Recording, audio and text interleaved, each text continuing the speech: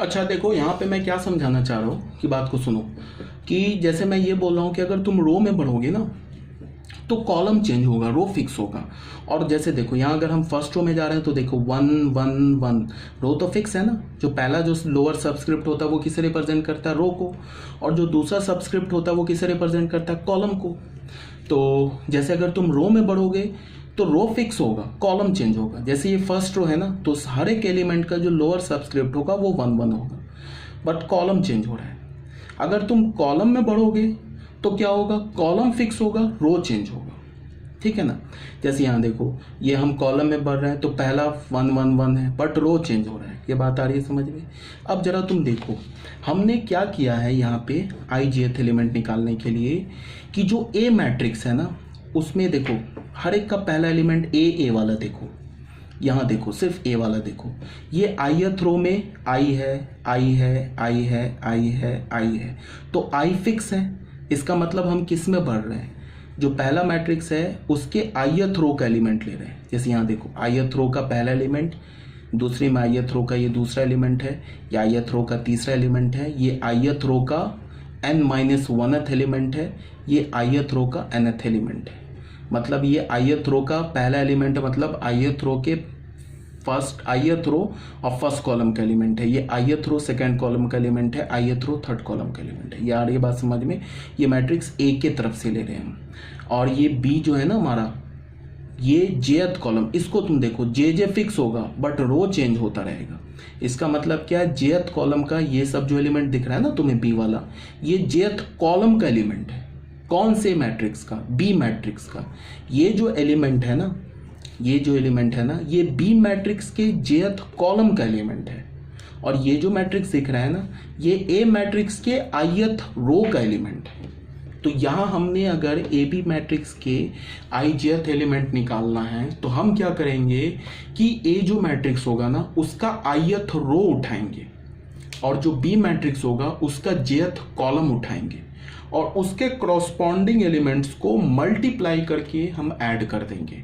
तो हमें A B matrix के ith रो jth कॉलम का एलिमेंट आ जाएगा।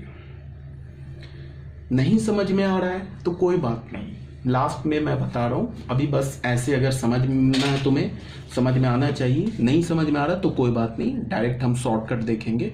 अभी जब एग्जाम्पल लेंगे ना तो क्लियर हो जाएगा। ठीक है, पहली बात तो इसके लिए हमने क्या किया कि तुम ऐसे इसको और समझो। यहाँ पे मैंने एक छोटा सा एग्जाम्पल लिया है समझाने के लिए बढ़िया से। अब अच्छा, ये कोई बच्चा ये पूछ सकता है कि जैसे कि ith रो लिया ए मैट्रिक्स का और jth कॉलम लिया बी मैट्रिक्स का, तो ऐसा नहीं होगा कि जब तुम ith रो में बढ़ोगे ना तो ith रो पहले ख़त्म हो जाएगा और jth ख़त्म हो जाएगा, और jth दूसरे मैट्रिक्स के jth कॉलम में एलिमेंट रह जाएगा और ith रो के एलिमेंट ख़त्म हो जाएगा। ये पॉसिबल नहीं होगा। इसी के लिए तो हमने ऐसे बोला है ना कि ए का कॉलम ऐसा नहीं होगा। मान लो कि एक बी मैट्रिक्स हमने ले लिया ना, इसका 3/3 ऑर्डर है ना, तो ये हमने ले लिया एक बी मैट्रिक्स ले लिया 3/2 ऑर्डर का। जैसे हमने ले लिया A11 A12 A21 A22 A31 A32, 3/2 order का ले लिया। तो देखो 3 रो है 2 कॉलम है। तो मैं बोल रहा हूँ कि ऐसा नहीं होगा कि हमारा ए मैट्रिक्स के रो में एलिमेंट ख़त्म हो जाएगा और जे मैट्रिक्स के कॉलम में एलिमेंट रह जाएगा, मतलब बचा रह जाएगा और ए मैट्रिक्स ith रो का एलिमेंट खत्म हो जाएगा। ये पॉसिबल ही नहीं है। क्यों नहीं पॉसिबल है? क्योंकि अगर अब ए बी को डिफाइन करेंगे हम तो ए मैट्रिक्स का कॉलम 3 है और इसमें रो 3 है। तो इसका कोई भी कॉलम ले लो, इसका कोई भी कॉलम ले लो, मान लो ये कॉलम ले लिया, या और इसका हमने इसका कोई भी रो ले लो, या फिर तुम ऐसे बोलो कि इसका कोई भी तुम रो उठा लो, इसके रो में जितने एलिमेंट होंगे ना उतने ही एलिमेंट इसके कॉलम में होंगे। क्यों होंगे?